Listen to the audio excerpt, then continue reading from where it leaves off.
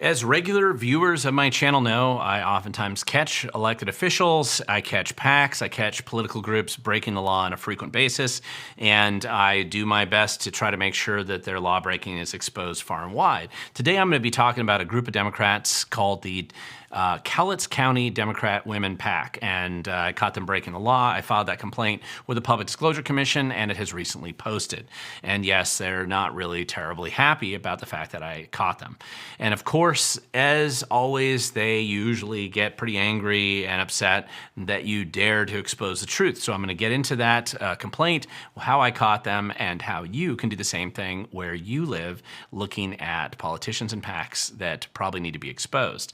However, before I get into that, I just want to remind you, if you haven't done so already, please hit the like and subscribe button down below.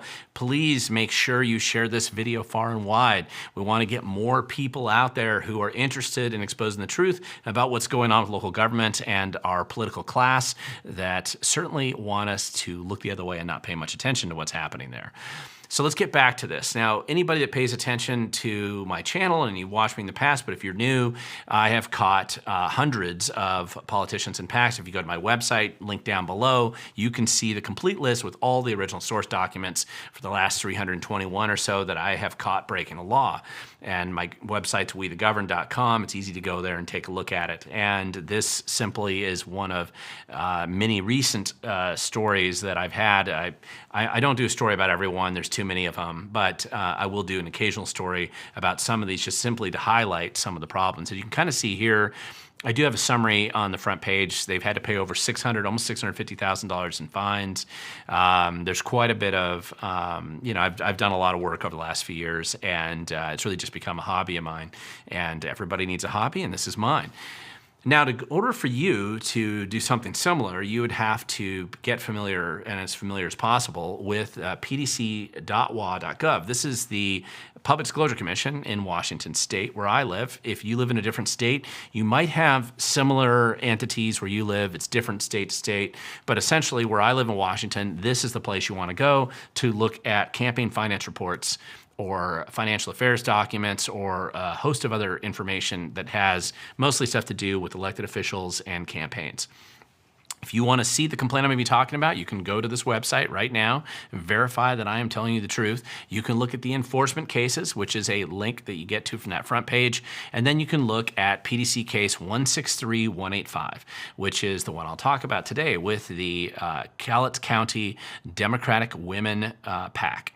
And basically, what happens is you can actually link to the original complaint there. I'll link to it down below as well, but you can go right there and you can see my complaint. Now, they haven't responded yet. They will have a response. I usually only do these videos about the things that are just obvious that I caught. There's other edge case stories that I don't tend to do articles about because sometimes there's some kind of justification for why they broke the law, and we'll see what these guys have to say for themselves. But the question is, of course, in your mind, and it should be, what exactly did these guys do and how did they break the law? Well, I'm glad you asked, because essentially the Cowlitz Democrat Women PAC, first, they just simply failed to report max contribution to politicians.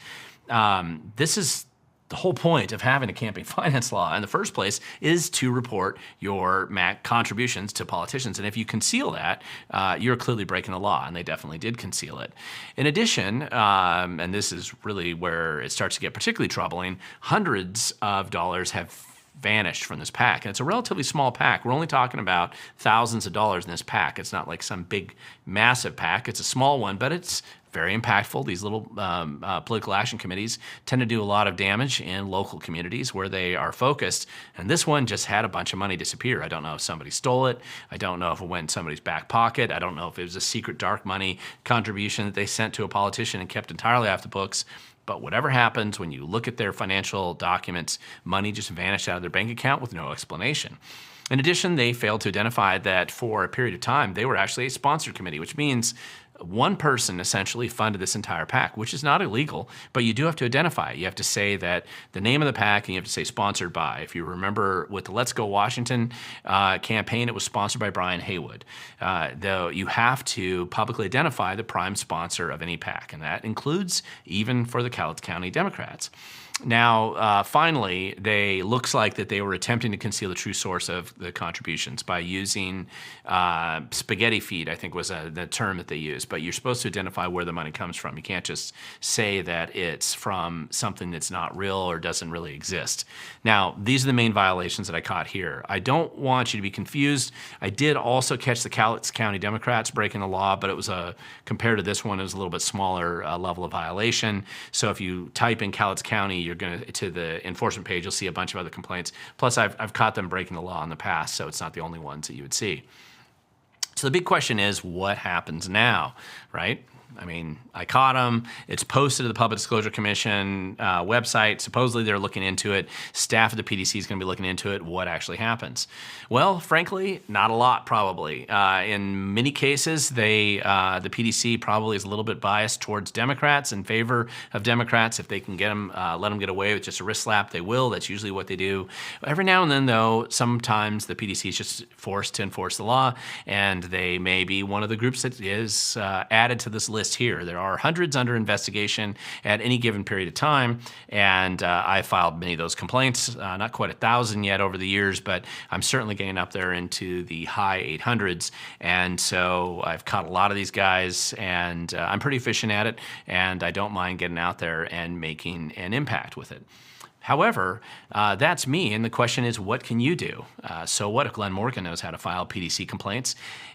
Maybe you are interested in actually catching violators where you live, and I'm glad that that has crossed your mind, because you can do so if you get familiar with the law and you get familiar with this website right here. And I'm happy to help you get more familiar, because I will come out and help teach your group on how to do the exact same thing I do. And a lot of the training that I do will also help you set up teams of people that you can also catch and identify corruption or unethical behavior going on with your elected official, your bureaucrats, your grant grifting operations, whatever is happening in your community. And trust me, if you have a government being run where you live, most likely there's something happening. There seems like there always is.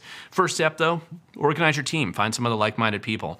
I usually won't go out and try to do these training events with just one person. It's more efficient if you get a number of people. So if you even just travel, contact others who are kind of interested in being in good government and transparency in government, get a group of people together, and that makes it worth the effort to do the training. And I'll actually come out to you and train your team. It'll oftentimes look like something like this, or sometimes at desks. It can be in a house. It's really best if it's 20 or more people, but I can do it for a little bit less than that, but generally 20 or more people, that makes it more worthwhile. I'll actually file a complaint. I'll show you how I find it. I'll identify all the source documents. I'll explain to you how I find those complaints, and I'll file a complaint right in front of you so you can see the whole process from beginning to end, and it'll give you a pretty good sense of how to do it. There are hundreds of violations that just are waiting for somebody to sit down and actually do the homework and file the complaint. Hundreds of them. I'm actually aware of so many that I could have events like this pretty much every day for the rest of the year and have a new complaint that I'd be filing at every one of these training events. So I'm happy to come out and teach you how to do this as well, because it's not about me. What this is really about is just teaching more people to be more assertive and paying attention to what's going on in government.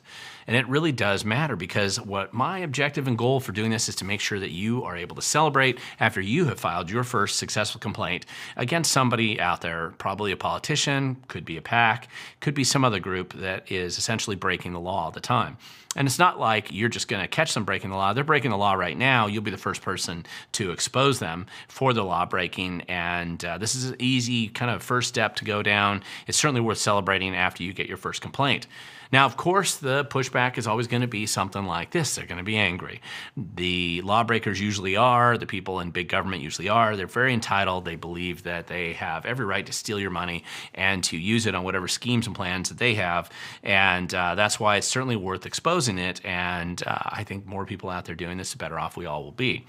So it starts with you, and it starts with people like you who are interested and who care about doing things to make a difference. And it just starts with sometimes just a simple step like this. So in order to do it, though, you have to be willing to show up and start to make a difference yourself, because future belongs to those who show up.